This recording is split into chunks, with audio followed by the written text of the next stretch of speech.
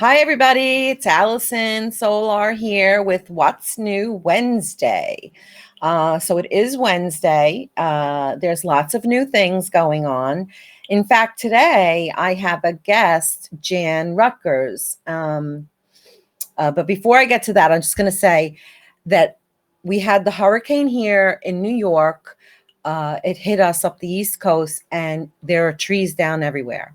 So if you hear buzzing in the background, that is the chainsaws cutting all the trees down, cutting all the trees, because it was very bad here. Luckily, I have power and I can still do my show. And as you all know, I kind of had some problems with the technical difficulty of sharing my screen. So I've decided I'm going to interview people. And one of the people that I reached out to was Jan Rutgers, and I know she joined my group, and I was a little bit hesitant because she also is a kitchen designer slash coach and looking to do, she has her vestibule school of design for continuing education on kitchen design, bathroom design. And I really found that the more the merrier. Not everybody can do one thing, so the more the merrier. And I want to bring her on and share some of her experiences, and we're going to talk some shop today. So here we go. Show and stream. There you go. All right.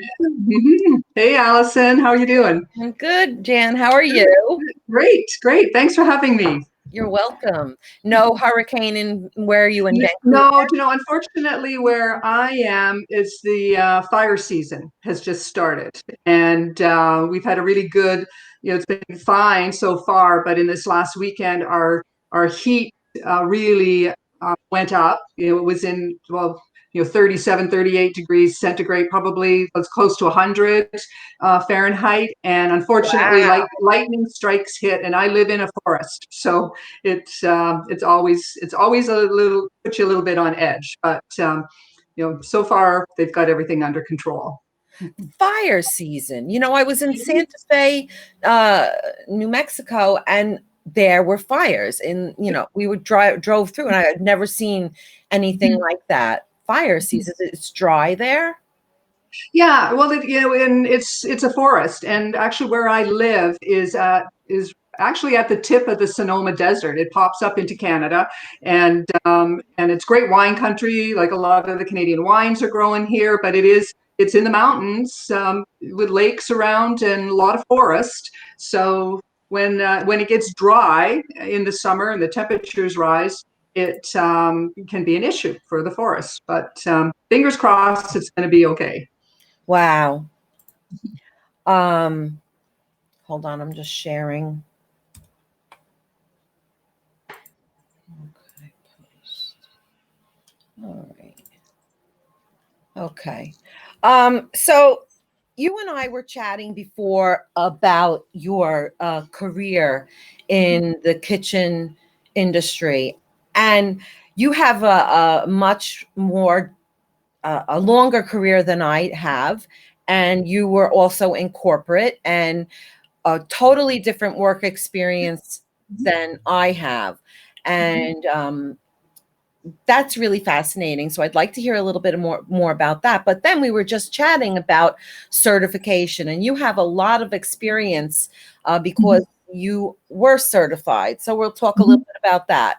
So tell me a little bit about your background, Jan, and how you ended up at this point in your career. Good. Yeah, great. Well, I think very similar.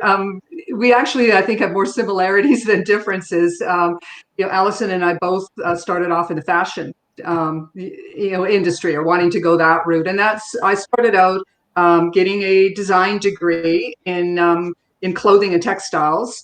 But while I was at university taking courses, I was taking a lot of home design as electives, and that became interesting. And then one one summer class that I took was on kitchen design. And back Ah, at that time, yeah, I didn't, for me, I didn't even know this industry existed. Every home I ever lived in with my parents had a kitchen, so it wasn't. And kitchen renovating at that point wasn't a big deal, but I found it fascinating because it could take all of the learnings of my home economics degree. That's what my degree was in. You take all that learning and start looking at the kitchen from that standpoint. It was very different than interior decorating, for instance, where you might be picking colors. This was really functional, and it kind of worked really well for my right brain, left brain split. So I started exploring it once I graduated, and because I had taken this course, I had a portfolio, and that was a big, big plus for me to get into the industry.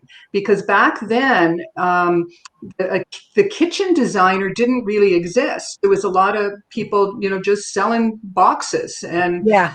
It certainly is not what it is today. Even the no, interior design industry, everything yeah, is so mhm, different than it was yeah. years ago. Absolutely. Exactly. So for me, I saw this opportunity to really make a difference and really change how things were done. And because I had that portfolio from school, I was started going and interviewing at cabinet manufacturers in the Vancouver area. And, a couple of them didn't even return, my calls. This was probably something too strange, but one did. And sat down with him, and you could just see kind of the light bulb going off, going, yeah, this is the direction I'd like to take the company. And got hired as their first kitchen designer, not just a salesperson. And at And that that was point, at a manufacturer. I'm sorry, that was a manufacturer. yeah, it was a Yeah. manufacturer. Yeah, in That's Canada, interesting. it's kind of a little bit different. I know that I've spent a lot of time working in the United States and visiting different showrooms. And up in Canada, the showrooms tend to be one manufacturer. The manufacturer has the showroom, and that's the only line available. So this was a manufacturer that had showrooms, had 4 showrooms across Western Canada, and this was their showroom in Vancouver. So you only had one line of product, and that's what you dealt with. Um, Interesting. so that was a great experience. Again, when I was first starting out, there wasn't the choice that we have now. And I think that one thing that really helps me as an educator is that I was able to absorb all the changes over the last 25 years. Every week there'd be a new product coming on, but I could absorb it, and I could research it and learn about it. It's now I really feel for the designer coming into the industry how overwhelming it is. There is so much. There's so much detail. There's so many products, and I think people like yourself and myself that have come along over multiple years. Decades, No, Jan, decades. decades. I know we don't want to be dating ourselves, Allison, but I started with like yeah, one. It was one when yeah. I started. Yeah, exactly. So over my career, I was always kind of striving to learn more, do more, and I've actually even broken my career down into 5-year, kind of little thoughts where the first 5 years was really learning cabinetry and really learning installation and everything about cabinets and countertop. Then I spent 5 years working for a really high-end appliance and import cabinet manufacturer. They were importing cabinetry out of Italy, one of the very first people to ever do that in North America. So learning the European way and then learning the really high-end appliances. They were the Sub-Zero dealers back then, and bringing in plumbing fixtures from around the world, etc. So really learning those other elements. And then from there, I went to a small custom manufacturer. I was there for 5 years. Great learnings there. Like I was in the shop and seeing how things went together. And I love that. back in the late 90s, there was a lot of like these faux finishes coming in and all this brushing and I was in the paint booth. Painting and the Yeah, antiquing and the brushing exactly. and the Yeah, yeah, scratching and yeah. you pay Yeah. extra for them to beat your Yes. cabinet Yeah. up. Yeah. And as an artist myself, I was in the paint booth with the finisher and showing him how to get these techniques and what it should look like and developing, different finishes. And it was a really exciting time. And then by that point, I had a lot of experience and decided to go out on my own. So taking my design firm, I had Jan Rutgers Design as just an independent design firm. I also started a mill workshop. Not many designers do that, but my push to get products and get what I wanted in 1997, I felt I was forced to open up a mill workshop to get things built the way that I wanted to. And it's different now. Like now, all of those accessories are available, but I was importing from Europe and Asia, bringing all this stuff in that I couldn't get from the local manufacturers. And so that, after the crash, I think, in '08, everybody kind of looked back and went, what do I want to do? And at that point, I thought, well, I'm going to take a break from this. And I went into the corporate world and became a product designer.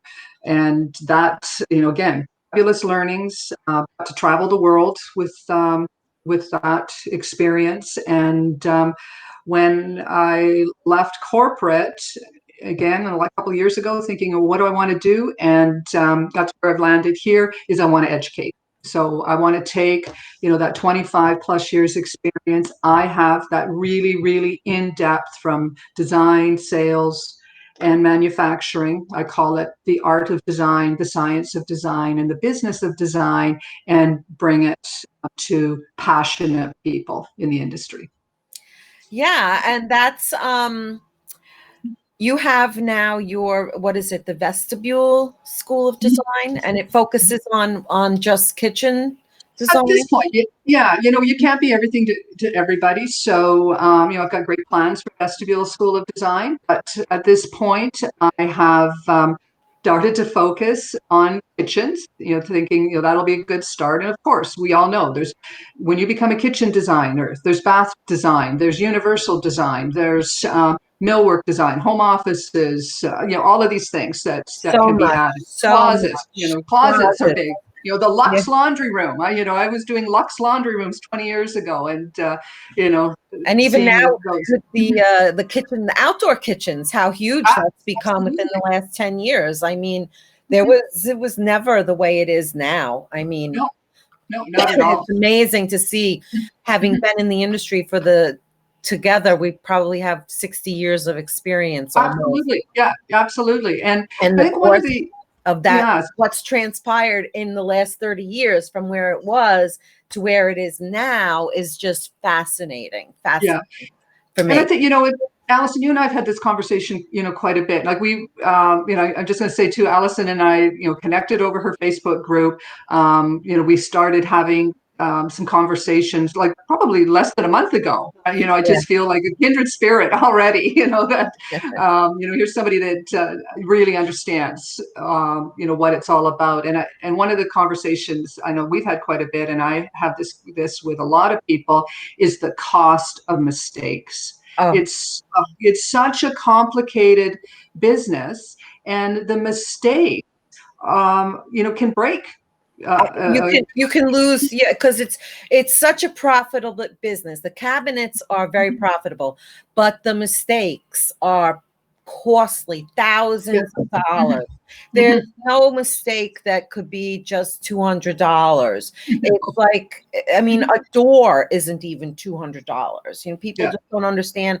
They go, why is a kitchen so expensive? Well, a product is expensive, therefore a cost is expensive, replacement, fixing, and it's usually like a domino effect. If one thing is wrong, it could go a whole row. It could Exactly. just diminish everything. So it's extremely important to get education on the kitchen design and bathroom design. If you're going to take on a project like that, you need to know the technicals of it. Like you and I both say, form follows function. It's function first. Let me do the function first, and then it could be any color, any design you want it to be. Yeah, yeah, But you're does it work? absolutely. Mhm. Yeah, Mhm. you're absolutely right. And when it comes to getting that knowledge, again, I've got to say, 20, 25 years ago, it was easier. For one reason, there was less to know. I still remember when Corian came onto the market, they That had was three colors. That was it. That's all you needed to know. What is it now? It's probably 130, now. Quartz didn't even exist. And how many brands are there now? And how to be able to evaluate all the different products. That's just the end of it. But it's an industry that I felt, and I guess when I decided to start Vestibule, was that training had kind of fallen by the wayside. That back in the 90s, I was able to find a lot of training. There were courses out there. I happened to be one of the founding members of NKBA in British Columbia. Another Yeah, colleague of, of mine, he and I went to a Northwest States chapter meeting in Victoria, Canada, and thought, this is kind of cool, and worked really, really hard. We brought it to Vancouver. Between he and I, we sat on the board as president and as VP programs for 10 years. this is Built NKBA, the National. This was NKBA, yeah. We built a lot, and Al was his name, and Al and I spent a lot of time bringing in speakers and working with NKBA, getting education. He and I also went all over North America, taking courses. We both got certified. I became one of the first Yeah. master certified kitchen and bath designers in Canada. What is At the time. those initials are? What are those initials? Because they're Okay, so CMKBD is a certified kitchen and bath design. Oh, no, cert, CMKBD, cert, certified master kitchen and bath designer. So, okay. that was the high, again, I'm not a member anymore. I did give my, paying every year to keep certified and, taking courses, when I went into the corporate world. And also, too, I was at a level where I was writing CEUs and I was teaching, but um, I couldn't get credited on my CEU requirements for that. So at one point, I just it doesn't make sense. I'm at a level where I know this stuff and I'm teaching it. I don't need to be putting more money out, paying somebody else to keep up with a certification. But just brings me back to there hasn't been a lot of training in the last 10 or 15 years. And it gets really expensive to go to KBIS every year. Like to go from Vancouver to Orlando is not an inexpensive venture to go to KBIS. So But putting this. yeah, Go no, ahead. but with the KBIS, you don't need to be certified to go to KBIS. Anybody can No, go to no, KBIS. no. And but the certification, I think, is because I'm not certified, and there's a lot of debate going on now about the certification. So talk a little bit more about your certification and how what your investment was, your time, the finances, and keeping it up, and what made you decide to discontinue your Yeah. certification. So I think that in those years when I was helping to build the chapter, in Vancouver, to me, education was very important. And also, too, as a president, of the local association, I was being contacted by publications and media, for interviews and doing all kinds of stuff at the local home shows. So I was a big, big advocate of becoming certified to raise the level of professionalism of the kitchen designer and trying to educate the consumer on why you want an experienced person. it was a lot of work. You can imagine, to try to do something like that. So I did decide I was going to commit and get my certification. Now, I've never written it down exactly, but when I start thinking about the cost of all the training manuals, cost of going to the courses, cost of writing the exam, the cost of being a NKBA member, I had probably spent over $20,000 in that say 15-year, well, maybe about 10, 12 years on getting and keeping my certification. Because you have to So maintain it. Once you're certified, you have to maintain yeah, that. once you maintain it, you have to get X amount of hours every cycle of some type of education. And again, I was teaching and writing things, but that didn't count. But I could go to a Home Depot sponging presentation and get some credits at one point. So, but I wasn't going to do that. But it more came into when I went into corporate, and I wasn't doing kitchen design full time, but I was still doing a little bit of it. Again, it wasn't making sense for me to purchase a membership, pay to keep certified, and then also be trying to find courses all of the time to were of interest to me to keep up my certification. So I ended up dropping it because I did have a very, very high reputation in my area. Everybody knew who I was, and I have very, very good processes for doing design and taking the clients on a really well-guided journey. So for me, I showed my professionalism when I would sit down, with a client and take them through my process. This is how I'm going to do it. If someone wants to get certified, go for it. It's just like some people get a college education, some don't. Where your passions lie. And for me, right now, my passion is to bring other passionate people along on the journey and help them wherever I can. And it's going to be different. It's definitely different learnings and different teaching than an association would be. And there's architects have CEU requirements, interior designers do. There's lots of different types of courses going out there. But mine, and I think yours too, Allison, we're there to really get down in the weeds almost and really help these new designers to the industry not make mistakes. And Yeah. I And think we can go foot too. well, I think a lot of it is too because you and I know that how expensive it is to make a mistake. And when you see people doing a kitchen, there's a lot of designers who want to tackle a kitchen, but it's really very, very technical. So, and the lack of knowledge that's out there, like even through NKBA, I don't know of any other source for education to learn how to do a kitchen floor plan. I mean, I knew that when I went into when I was working part-time and I just needed to get out of Lord and Taylor's shoe department because I was going to kill somebody if they couldn't find another pair of black pumps. And there was a sign like, I always believe in fate. I'm a big believer in fate. Everything happens for a reason, whatever. So the big sign, kitchen designer wanted. So I was like, oh, I could do that. I could, if you could do it, I could do it. I'll learn it. What's so hard about it?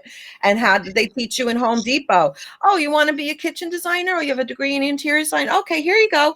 There you go. There's 2020. There's the computer. Bye. So I learned hands on, like in the trenches. It was like, here's a gun, now kill people. Yeah, no, again, Yeah. it is. It's very complicated, and I'm the first one to say you never stop learning. I still go to training programs. I was invited to the Sub-Zero Wolf Advanced Designer program in June. Of course, it didn't happen, but something like that. That would have been probably my second or third trip to Madison to see how Yeah. what they were doing. That's important. The new products that are coming on. I think my 7 years as a product designer was really beneficial for me coming back to the kitchen industry, because you need to understand these products that you're specifying. And again, for me, it's been invaluable. I designed bathroom hardware, for instance, metal bathroom hardware, and Very cool. Love traveled it. to the manufacturing facilities, in Asia, and went in there and worked with the engineers, and worked with the metals and figuring all that out. Well, it is something that it's true. The towel bar you hang on your bathroom, needs to have style, but it also needs to function. It can't be And falling not off the wall. and not fall apart. Exactly. Yeah, it has to be beautiful and functional. I always love going to the factories. I've been going, my career, I love going to where they build the cabinets. So you see their production line, you see how they put the skins on and how you put the cabinets together.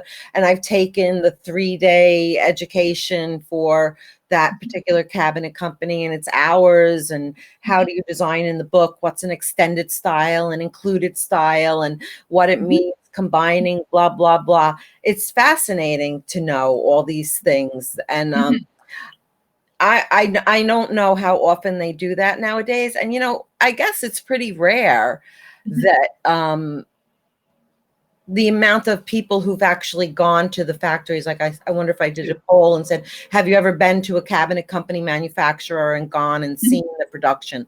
I know, having seen that quite a few times, it's really fascinating. I'm going to put that question in my book. Yeah, no, and that is a great one too, because I know that the manufacturers really want to teach the designers and give them information, Yeah. but it's you've got to reach out. Well, I moved to a new area a little while ago, and I've started to find out who are the manufacturers here in the area. I just went in. I asked to see, the sales manager, whoever, introduced myself. I said, this is what I'm doing. I'm new to the area. Can I arrange a tour of your facility? Every one of them took me on a tour of their facility. And it was great. You just get, every time I go through a factory, and I have been in hundreds and hundreds of factories, I will learn something new. And you've got to be observant and look around. And if you see something really cool going on over there in the corner, ask about it. It may be that they're a custom shop, and they may be doing something really cool, and they're going to love to talk about it. They're going to love to tell you about that.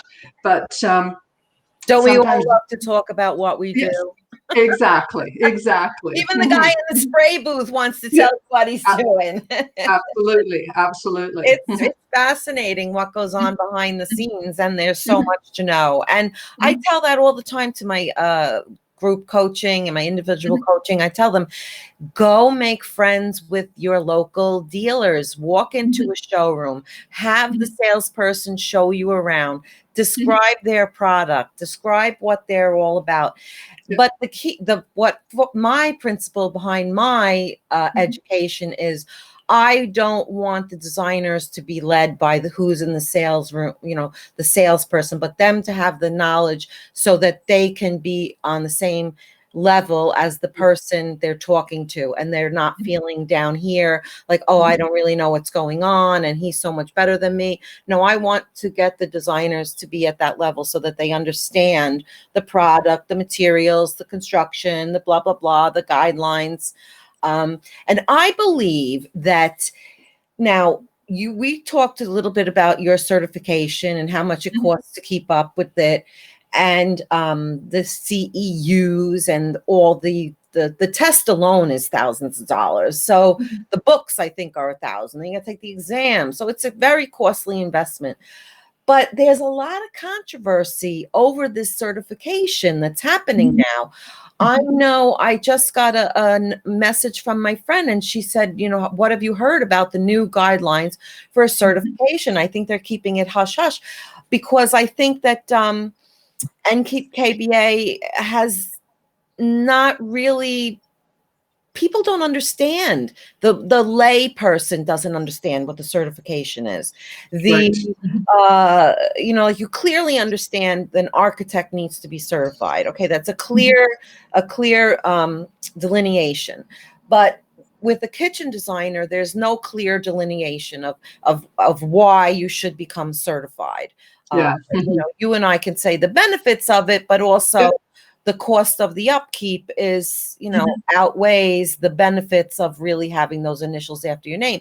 So there's a lot of controversy of the way that NKBA has structured their certification, and they have all those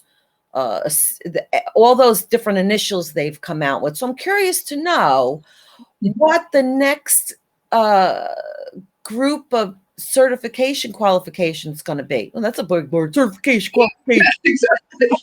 Yeah, and I'll be honest, Allison. I don't know. I haven't been a member now for probably 8 years, and I do know, like, a lot of the gals that I mentor. Not a lot of them, but some of the kitchen designers that I'm mentoring right now are members. The only feedback I'm hearing is that yes, things are changing, and there's a time limit on it, etc. But I think the key with any letters behind your name, like I can write my BSc HEC, unless I sit down and explain to a prospect that I am trained as a home economist with a minor in art history. This is my background, but this is my process. This is how I am going to work for you.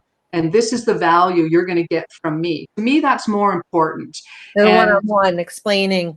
Yeah. yeah. And I think, I think that, having different associations, because I've sat on the board of the local Canadian Home Builders Association. So, I've seen certification at that end. And I think it's a great idea that the home builders bring in people to train. I've trained their sessions and given presentations to the home builders as well, that there's room for it. What I'm saying with Vestibule School of Design, there is another way to get Right. education. And a lot of times, if you look at your computer, like you can put your computer on right now, and I can search for things many different ways, because different people learn different ways. I can use the keyboard to do functions. I can click. I can touch screen.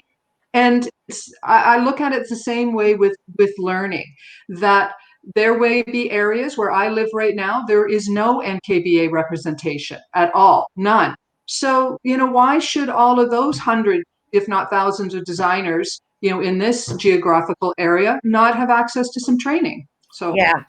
And absolutely, that was what I found, was there was nowhere to really learn any kind of anything. If you want to learn more about the kitchen, the technical things of a kitchen design, it's very technical.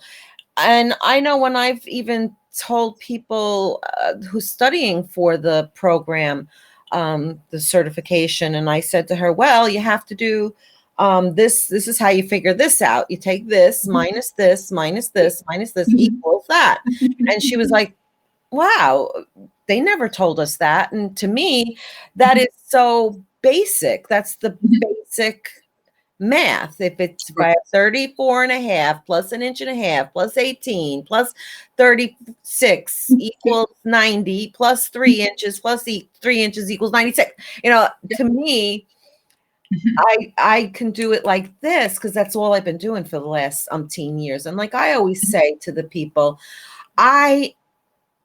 I used to feel badly that I, as an interior designer with the interior design degree from FIT, that I didn't go into interior design, that I fell into kitchens and bathrooms and I fell in love.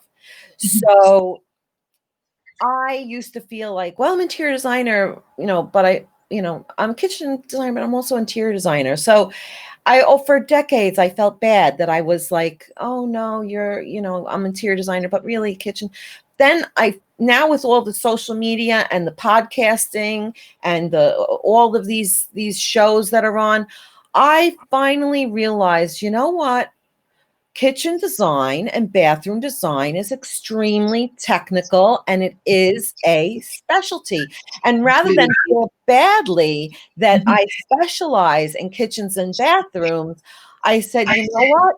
Own up to the fact that that's what you do and say, I am a specialist. I'm a Absolutely. kitchen and a bath specialist. I don't do wallpaper. I don't do couches. I don't do the living room. If I wanted to start learning that, I could, but at this point in my career, like this point in your career, I feel it's time to give back, to let the people, the younger designers coming up, to learn and to understand, because there's, like, you remember when Corian came out, and that was the biggest thing since sliced bread. And however, if people didn't like Corian, they didn't like it. If you don't like the way it looks, I could tell you all the good things that you like about it, the great about it, but you go, I don't like the way it looks. So there's so much product now with the different quartz materials, the porcelain tiles, the large format tiles, the different moldings, the different finishes on the doors. Remember, it used to be like, lacquer way back 30 years ago is not the lacquer of today. The styles, the laminates, everything has, let's say when we used to have a beeper, right? Yeah, exactly. Yeah. Right? A pager, yeah. Right, a page. So now you think of the transition of our electronics, the same thing happens to the kitchen boxes. To some of the principles stay the same, but the finishes, the woods, the appliances, the smart technology, the integration, the TVs in the home. It's just a constantly evolving, changing thing because of technology. Yeah. And Well, and I think too, like one of the things that, we were having the conversation earlier about going to, the manufacturers and just going in and talking with them. And it made me think about, somebody who's new to the industry may be really intimidated by doing that, because there is so much new things coming out, and there's so much to learn. could be And, overwhelming. that's why, look, yeah, and that's why I feel like looking at, like, I have a course, it's one of my cornerstone courses. It's called The Beginner's Guide to Kitchen Design.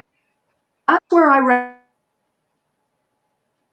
recommend all the student take, it takes them from it takes them through the theories, through, why, where did all of these different kitchen shapes come from? Like, where did the U shape come from? Where did the L shape come from? When would you use it? What, just giving them the confidence to understand the industry, so that when they do go and approach a manufacturer and say, I'd like to have a tour, they're not going to be intimidated by not knowing anything. They do, it's true. Having, at least understanding, having some basic education to get yourself started. And a lot of times when I'm talking to my students, I said, I'm really here to give you the confidence to be able to go out there and do it. And if that's going to be going to a manufacturer and learning more, that, you're not going to be intimidated, to sitting down with a client who's going to spend thousands of dollars, on, with your guidance, This you is know, one give of the them the biggest, confidence. yeah. Yeah.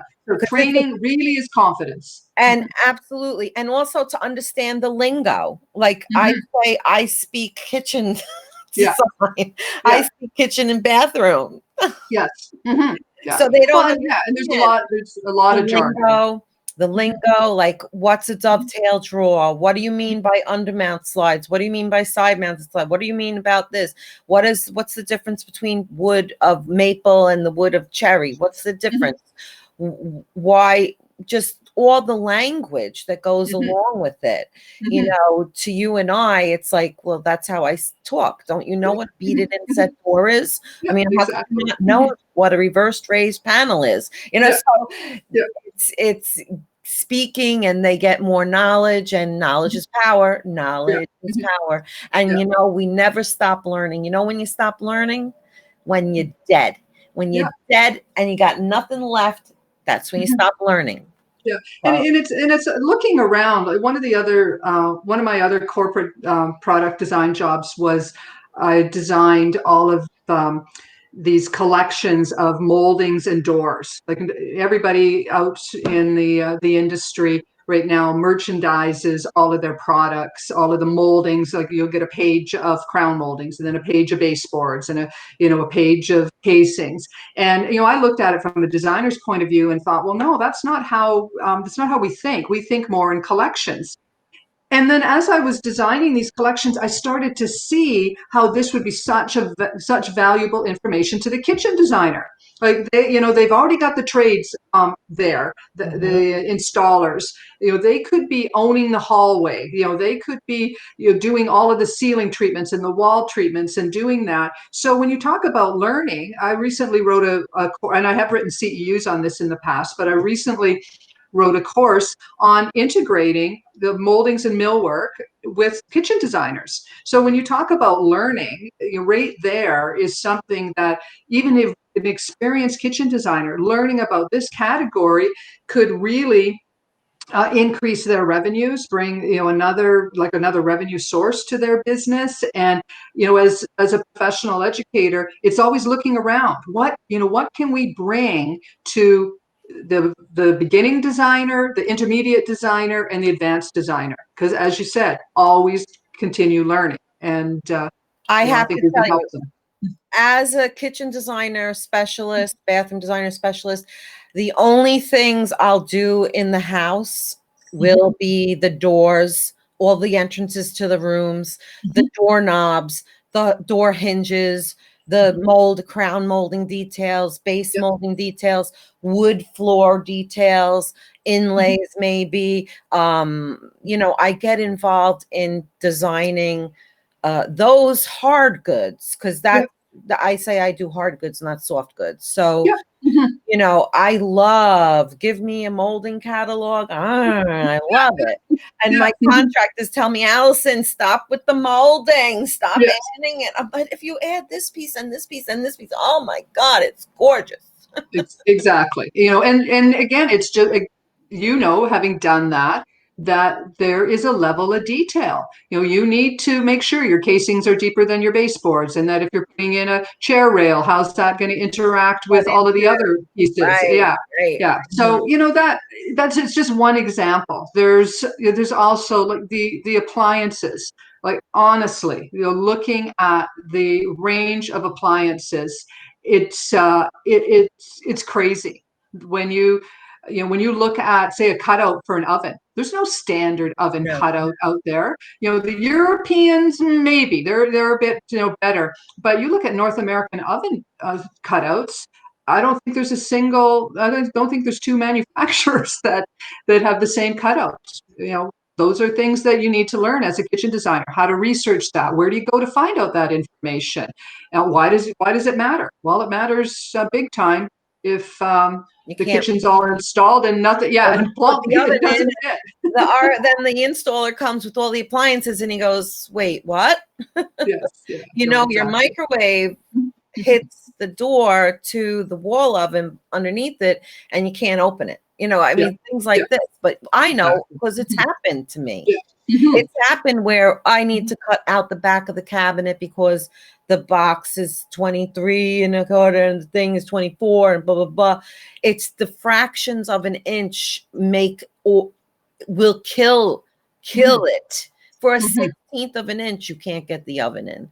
Right. So, and each, like you said, each appliance is different. And you didn't have all these different manufacturers like you have now with all of these plethora of choices of brands, professional ranges, the slide-in range, drop-in range, freestanding range, and each manufacturer, you have to look exactly how that cabinet is going to interfere with the appliance.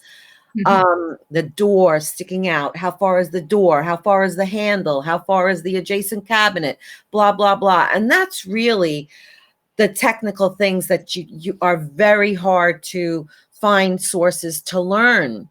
exactly. And I know, like in my beginner's course, I have a section about appliances, and just what you're saying is to break it down, let the student know that there's freestanding appliances, there's built-in appliances, there's integrated appliances, and there's pro appliances. What does that even mean? A lot of them will not even know what that means. So just having a course that takes them through what are these four different categories of appliances, what do you really need to be looking for Right. as the kitchen designer, what can trip you up, all of those little things, again, to give them confidence to go out and design. You can probably remember back to the first time you put in fully integrated appliances. Oh my goodness, it just gave me a headache, Mhm, to finally get my head around it. You mhm, and I now, it's really easy. But for me, I'm always thinking about, I have an avatar for my school, and I'm always thinking about her. What does she need to know? And writing the course based on that. What could trip her up? What knowledge does she need to move forward? And sometimes just trying to break it down simply is mhm. is the best start. And then you'll get into more advanced stuff. Like I write a lot of advanced courses, and I do specialty, courses, designing a kitchen for a baker and all the different things you need to think about. But those fundamental learnings are the ones that really you need to be embedded, into the designer to be successful. That's my philosophy anyway. Yeah, definitely. And there's so much to know. Like, you're talking about your courses and everything that what you think of and what I think of are two different things.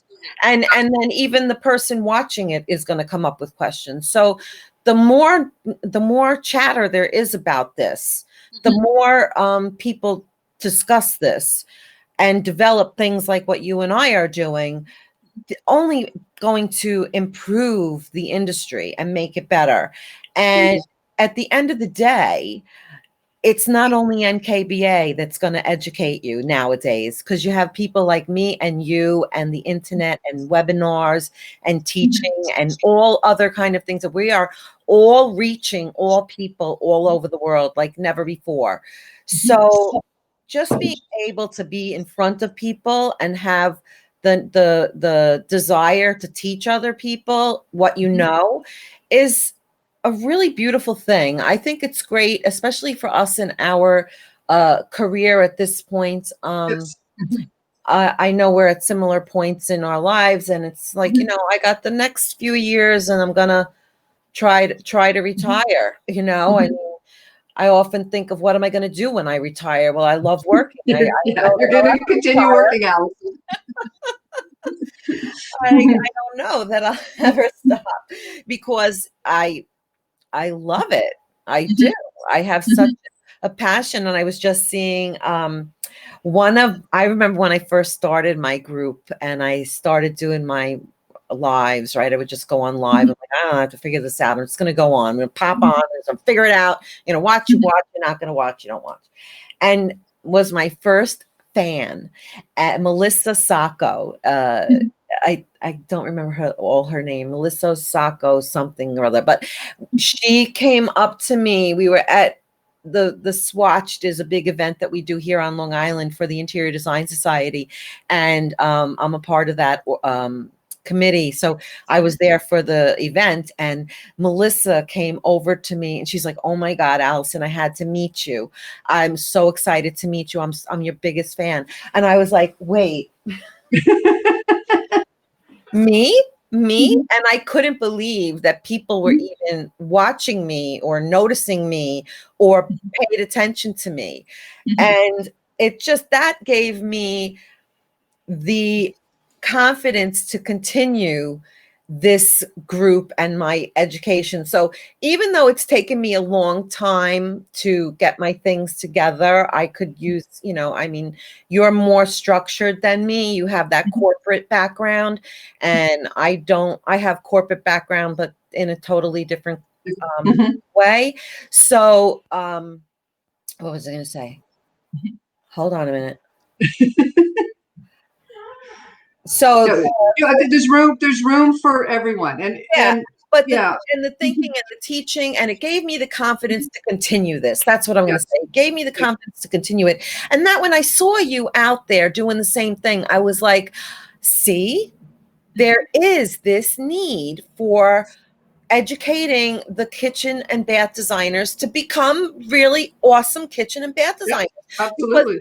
let's face it, I'm not going to be around forever. There are designers who are much younger and who are paving the way for the future. But why should I leave all of this crazy, stupid knowledge in my head and not tell anybody about it? Because I know I had an interior design friend and I saw her kitchen that she had somebody else do it. And I was like, oh my God, why did you do that? You shouldn't do that. I can't tell her that. So when you see the mistakes out there that are easily to be avoided, and you have the desire and you've already done the teaching, you have CEUs you've developed. So you're, like on me, the same thing. Like I wanted to teach. Why? I don't know. I want to do it. And I have a love for it, and you have a passion for it as well. And I think it gives hope to the kitchen, the interior designers out there, that there are avenues to learn from, that you don't have to become certified. You don't need to own. NKBA is not the only way out there to learn. You don't have to get a 2-year degree in kitchen and bath design. There's ways to learn it, to gain the knowledge, to do a good project and avoid mishap and be better at what you're doing without having to have the certification, the name, the this and that. It's just a matter of reaching out and finding opportunities like yours and mine and other people who are developing these courses and masterminds on all different kinds of things with interior design, kitchen design, bathroom design.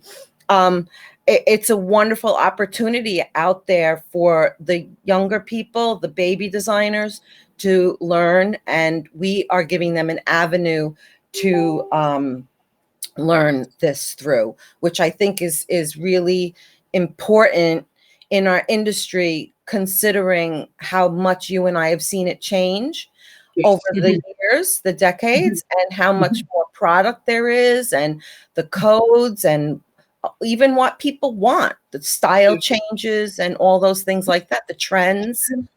And I think another thing too, and we haven't really talked about this, but I think it's also something that needs to be addressed is I do run into a lot of new designers who think they know it all. That, oh, I can't learn anything from you. I can go and do a kitchen. I've got a Pinterest page. I know what I'm doing, and just to say to them that there is a lot you can learn, and it's sometimes it's difficult for me, like just what you said. You saw your girlfriend's kitchen and it's riddled with mistakes, and I'll see, I'll go to a show home or a open house, or a showroom even, and just see, oh my goodness, you need to fix that, or you need to learn how to avoid that type of mistake. And sometimes, yeah, there's pushback that, oh no, I know everything. I've gone, 2 Well, I years don't and like got a diploma. I don't like Yeah, those people, Jan. yeah, Nobody knows everything. Sorry, I don't yeah, like those yeah, people. yeah. I But don't. and I think that's where we Yeah. really, really need to push the education, is that you need to understand the fundamentals. You need to understand Allison's, you know, Allison's process on, looking at the ceiling height and doing the math to figure it out. These types of things. It's not all just about the pretty face. To me, it's I'm Oh, always I'm always pushing the science, that yes. looking and seeing a quote unquote beautiful looking kitchen, but you can't function in it, or that, to me, it's just bad design. And Right. really, I would like to rid the world of bad kitchen design. So. Yeah, you said that one of the things that you have, which is really cool, is you did in what's wrong with this kitchen. You Mm-hmm. know I had done that one time because I had seen the microwave, and then everybody Yeah. else was like this and this and this and this. And I thought, you Yes. know what? You have to be, and that was a photo that someone had taken a picture of, like, look at I'm a countertop person, look at my countertop. And Yeah. I'm like, well, I don't know, because who did that kitchen? Yeah, exactly. Yeah, and that one, that's been really, you're really successful for me of doing. I did that free course on common errors in kitchen design. Every time I have somebody take it and I have a conversation with them, they're like, "Oh my goodness, you're so right. I knew most of them, but oh, I really missed this, or I really missed that." Or if they're really new to it, they're thinking, "Oh, I really, I had no idea." And this happens all the time. And the people that really lose are the consumers. Like, The end I hate, user. that is sad. Like, I'm sure it happens to you. It happens to me all the time. I'm at a cocktail party, people find out what I do, and then the horror stories, start coming. And I can't open my fridge or my dishwasher at the same time when I'm cleaning up, and all of these things. And I just have to, sit there and nod and go, yeah, well, yeah, it happens, and And it's it's too sad. bad. And it's sad because it's tens of thousands of dollars, and it's a project that you just won't revisit again for another Absolutely. 20 years. If Yes, you yes. hate your sofa after 5 years, and maybe it costs you $5,000, and you might suck it up for 5 years, but if you have the money, you're going to get rid of that sofa because Mhm. it's only $5,000, and you could pick it up and walk out and throw it out in the garbage or sell it on Craigslist. When you have a kitchen and it's screwed in, and it's got solid countertops, and it's got cut special pieces, you can't just change that. You can't just go like, I'm tired of it, I'll just, 5 crappy cabinets, well, in 5 years I'll just change them. You just tell me that after you've done your kitchen. You plan Yeah. on doing this again in another 5 years? Okay. Yeah. Mhm. So Mhm. there's so much to know. There's so much Mhm. knowledge. And it's Mhm. nice to see other people teaching in this kitchen and bath industry, like what you and I want to teach, because there is a need. And Yeah. it's Mhm. not just all Mhm. NKBA and the KBiz and all this and that. There's a lot more to it. And Mhm. it's And I nice. think the big thing is thinking of you and I really as the mentors, that, we're there to mentor these passionate new kitchen designers, through the process. And that's really what our courses are going to be about. And, that's what I just really feel the industry needs. And that's why I'm Totally. doing it. Mhm. Totally, because there are a lot of interior designers that have a great eye, and they can pick out the tile, and they can pick out the wood finish, and they can choose flooring, and they can do something really creative.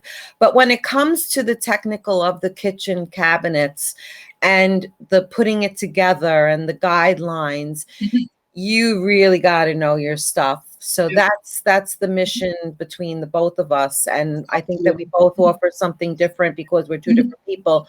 And Mhm. I'm going to look at it differently. I say, like, if you give your kitchen to 10 different designers, you'll get 10 different kitchen Yeah. plans. Mhm. So everybody's a little bit different, but certainly knowledge is power.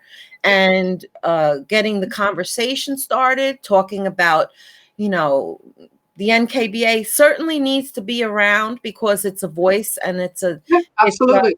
it needs to be there. But does certification, they need that, Mhm. and that's going to be changing. So that's interesting to see what's going to happen with that. And now with all of Mhm. this new, the shows being canceled and everything being virtual due to COVID, and Mhm. nothing's going to be the same. No, I'm no, even exactly. Yeah, we're in it at the perfect time, Allison. This is the time, and I personally love to get feedback from people of what they're looking for, what they think they need. Yeah, we're all in a different world right now, and this is really going to be our time to bring these schools to life and bring this education to people, and allow them to really learn more, get the training, and again, back to having the confidence to go out and do this. It's because it is rewarding. As I said, I have absolutely loved my kitchen